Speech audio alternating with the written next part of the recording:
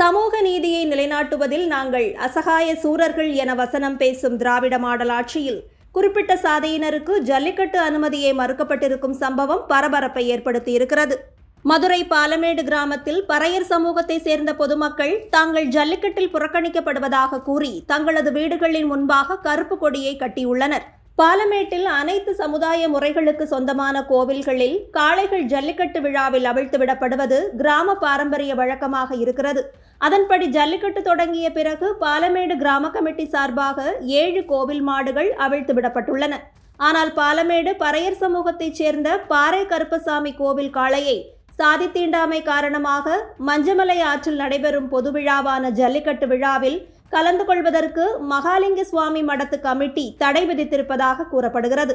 இது தொடர்பாக கடந்த 2023ஆம் ஆண்டே சென்னை உயர்நீதிமன்றம் மதுரை கிளையில் வழக்கு தொடரப்பட்டதை அடுத்து கடந்த 2 வருடங்கள் பறையர் சமூகத்தைச் சேர்ந்த நபர்களுக்கு பாலமேடு ஜல்லிக்கட்டில் மரியாதை செய்யப்பட்டிருக்கிறது. ஆனால் இந்த வருடம் மீண்டும் தங்கள் சமூக மக்களுக்கு மரியாதை தரப்படவில்லை எனவும் தங்களது காளையை அவிழ்த்துவிடவும் அனுமதி மறுக்கப்பட்டிருப்பதாக மக்கள் கூறியுள்ளனர்.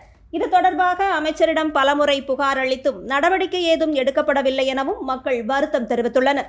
இதனால் வருகின்ற தேர்தலில் திமுகவிற்கு வாக்களிக்கப் போவதில்லை எனவும் உறுதிபட கூறியுள்ளனர்.